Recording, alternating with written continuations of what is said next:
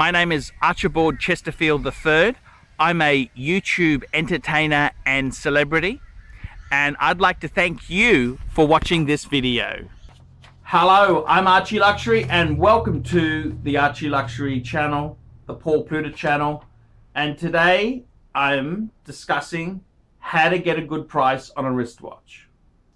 And this request came in here. Archie, I followed this up with a question but never got a video. I had asked in a separate email your thoughts on a Panerai chronograph versus other sports watches. Search your email and I'm sure you'll find it. I was not happy and stopped watching for some time. If you make amends, great. I'll give it a shot. Here is my new question. Please don't use my name.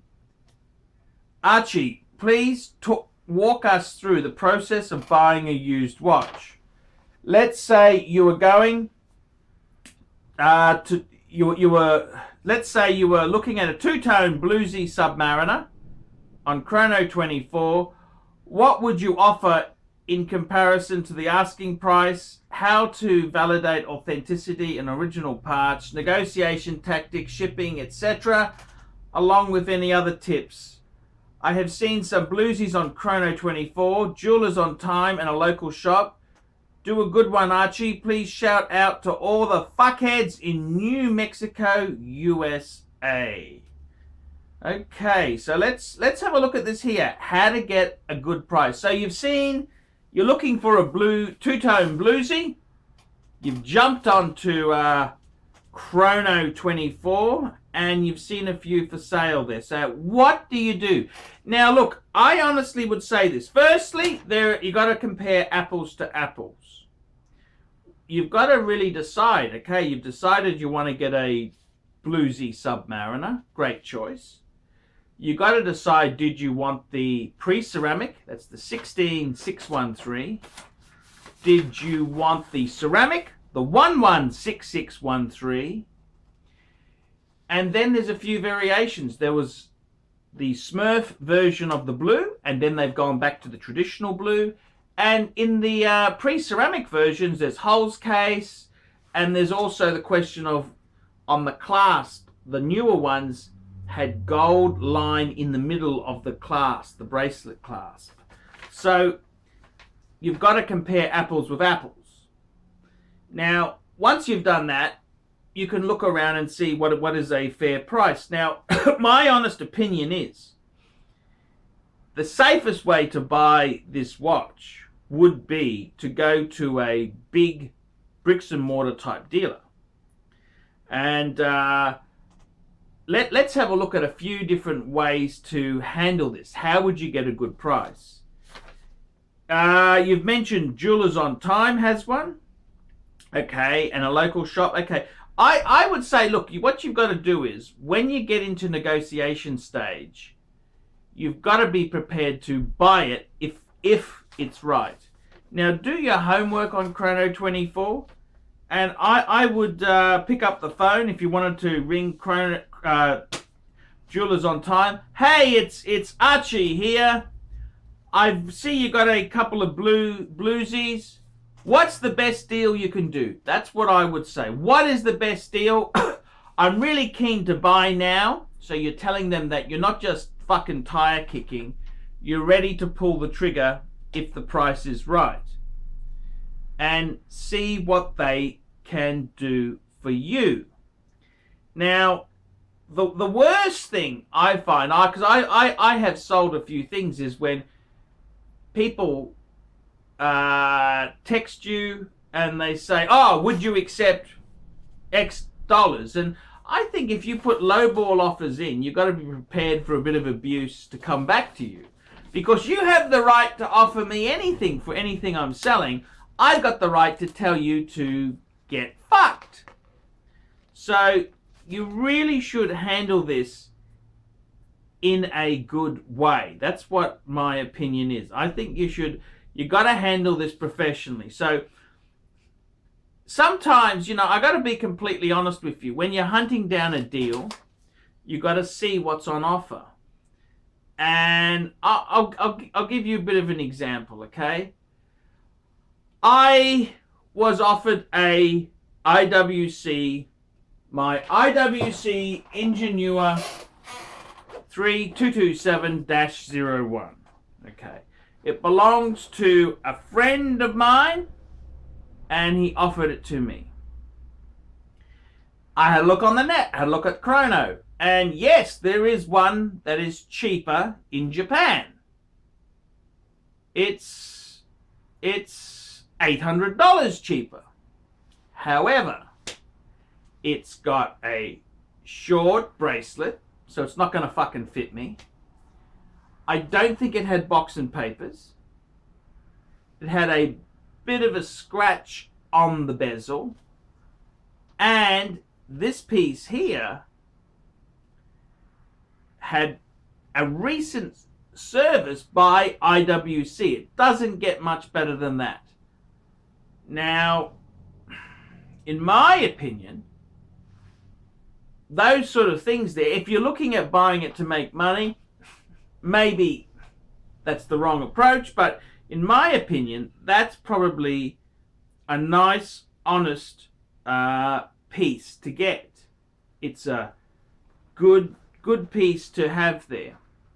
So I don't think the cheapest is always the best. If you've got to get links, it doesn't have a box or papers. These things all cost money. So you could very easily, by the time you added on these things, you could easily find that it's actually more expensive than the better one. Now, the best thing to do is for a commodity like a two-tone bluesy, I would get in touch with you got to do your homework, find out what price you're prepared to pay, and then I would ring Jewellers on Time and say, hey, I'm really keen on a two-tone Submariner, bluesy Submariner. I see you've got one. What's the best deal you can do? He'll give you a price. And you can sort of, from that point there, you could then have a counter offer and say, oh, look, that's a little bit dear. I've seen a little bit of other ones that are a little bit cheaper. Similar condition. You could argue it that way. That's being honest. I mean, don't try and lie to these guys, because they know what the competitors are selling. I remember years ago, I had my gold Submariner on the market, and I had someone came to me and said, oh, I've seen one for sale. I'm really keen in your sub. Okay, cool. He goes to me, oh, your price is a bit high. I've seen one for £8,500. I said, send me the link. Let me have a look. And it had the wrong fucking bracelet. It had a solid gold oyster perpetual. It had an oyster bracelet, like off a, the oyster bracelet would come off any number of Rolex solid gold pieces, but it was the wrong fucking bracelet for a Submariner, because Submariner has that dive clasp. And I said to him, hey, hang on a minute, we're not comparing apples with apples. It's the wrong fucking bracelet, which on that type of watch is a big part of the value. The look of it is the bracelet. I said, you can't tell me my price is so expensive when this one you're comparing it to is so fucking flawed. I said, I don't mind if I'm a bit dear. You show me one and we'll bounce off. But when you're so far off the ballpark, what the fuck? You know, how do I respond to that when it is so inferior? He's just a fuckhead. So what you got to do is you've got to be fair, and if you're keen and ready to buy, you say to them, look, what can you do? I'd like a little bit more. But you don't go in there and do that unless you're ready to pull the trigger, okay? If you're not ready to pull the trigger, don't tire kick. If you're ready to pull the trigger, ring them up and say, hey, I would buy it at this. You counter offer, but I would personally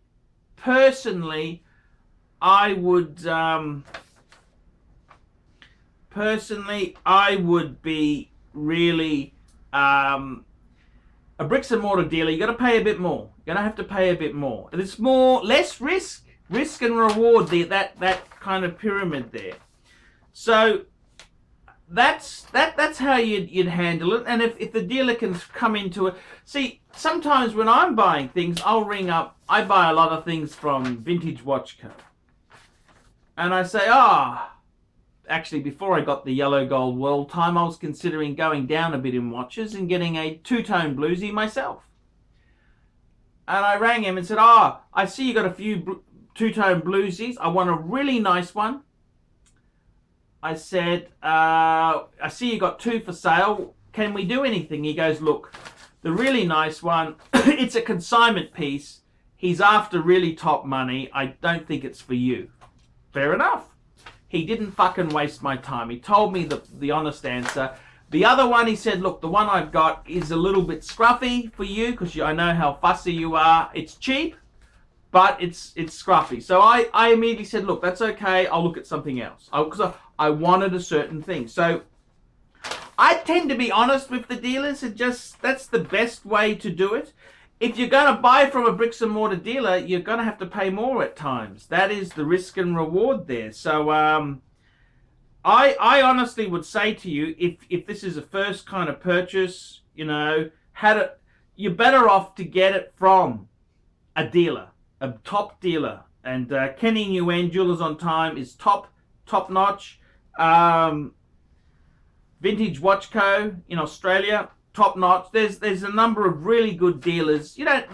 There's heaps of good dealers, and generally speaking, you're going to pay more than buying it from an individual. I would say a business, an honest trader, is less likely to try and fleece you than someone who's flicking it. Okay, so that's my honest opinion. How to validate authenticity and original parts? Look, you've just got to know these things. I mean, without pulling the watch apart, you really can't tell. But by going to a good dealer, that's the best way of ensuring that, because he's less likely to try and sell a dog. He won't buy the dog when it comes in. He won't touch it if it's really fucked.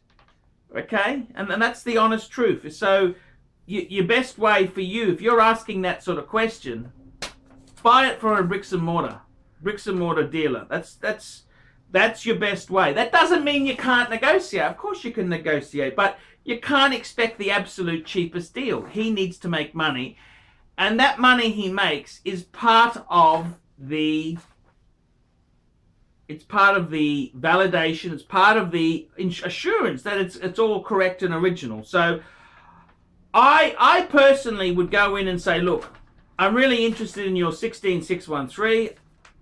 Can we do anything? That's the first thing. Can you do anything for me? I'm ready to buy. I got cash. So that way he knows he's not going to lose some money in credit card or however you want to pay. Look, I'm going to put it on Visa. Okay, so he can work out, maybe he gets a better rate on Visa than Amex and Diners Club, things like that there. And you say, look, what can you do? I'm really keen. Ask him. He comes back with a price. Now, if there are comparable ones that are a lot cheaper, you could say, there's a few that are a little bit cheaper there. And this is not to be a prick. He could say, this is just trying to be honest with him. If you're going to try and fool him, he's not going to be fooled, because I had some asshole, some fucking cunt who wanted to buy my sub, and he sends me a price of one that's got the wrong fucking bracelet. I said, we're not comparing apples with apples. If you were so fucking stupid, you think I'm not going to pick up the bracelets wrong? And that's, at the end of the day, the way you've asked this question here, you definitely buy it from a bricks and mortar. That's the best assurance you can get there. That's the way to do it. Just be honest. Hey, I'm interested. Your price is a little bit high. I've seen some other ones, but don't bullshit that line. Only use that line if he is a little bit more expensive, and if you're ready to pull the trigger. There's no point tire kicking. Oh, thank you. Oh, yes, I'll match it, and I'll think about it. You sound like a fucking moron when people do that. Why get all that energy lost if you're just going to, I'll think about it? What the fuck? There's nothing worse than these morons who they just, I don't know, people are fucking stupid. So my opinion there is your best thing to do is to get assurance that you're buying the right thing. Bricks and mortar store. Okay, bricks and mortar. Good dealer who's recommended. That's paramount. Your best line is to say, I'm looking for a two-tone sub. I see you've got one. What is the best deal? Throw the ball in his court. He'll then come back with you. He'll let you know whether he can do something or he can't do something. If he comes back with an offer, you say, oh, you could then say, hey, it's a little bit more. We're in the ballpark. Can we do anything?